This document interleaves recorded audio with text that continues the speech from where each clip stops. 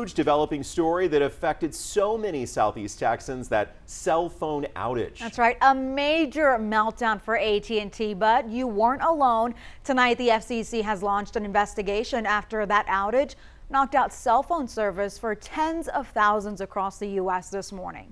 The FBI and Homeland Security are also investigating.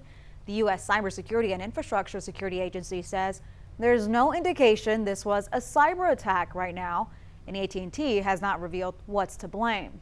This all started around 3:30 this morning. It affected more than 73,000 customers. The wireless network is now back up and running.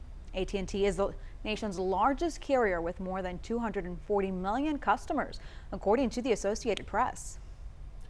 Okay, let's bring in 12 News reporter Kayla Chote. Kayla, you spoke with several people affected by this, a day so frustrating for so many. Yeah, Brenda, Jordan, I was at the AT&T store today and clients told me that the lines were long inside, and many of you had the same problems, not being able to make calls or use maps for directions. These problems simply just because your phone wouldn't work.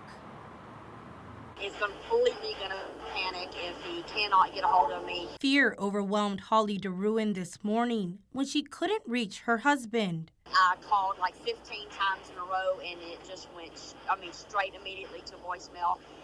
Then I started texting him and it was the same thing. She has a dangerous job as a fire watcher for a soda ash mine construction job in Wyoming. Her husband here in Beaumont. Currently, I'm 150 feet up in the air, and so he is very, very stressed that I'm not tied off and harnessed at all times. And I call him on my way to work, and I call him at lunch, and then I call him when I'm heading home. Out of desperation, DeRuin called her neighbor to get in contact with her husband for her. Luckily, I had somebody with other options that is not AT&T that can let him know that I am alive, and hopefully I'll be in contact with him within a couple of hours if they get this straightened out. DeRuin isn't the only Southeast Texan with no signal. I've had two other people that are a whole lot more knowledgeable than me look at it, and it says your phone is not registered to a network.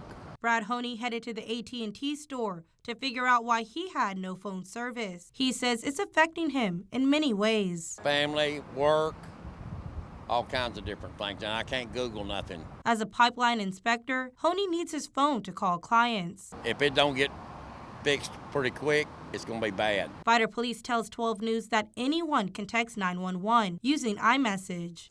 They can still use the text messaging services. They can use the iMessaging service. There's actually free Wi-Fi like at McDonald's and stuff like that. So if they need to actually get a hold of police and they don't have Wi-Fi at home, they could go to one of the free services. Vider Police Chief Rod Carroll tells 12 News that you can still call 911 without cellular data. Live in front of the AT&T store, Kayla Chote, 12 News.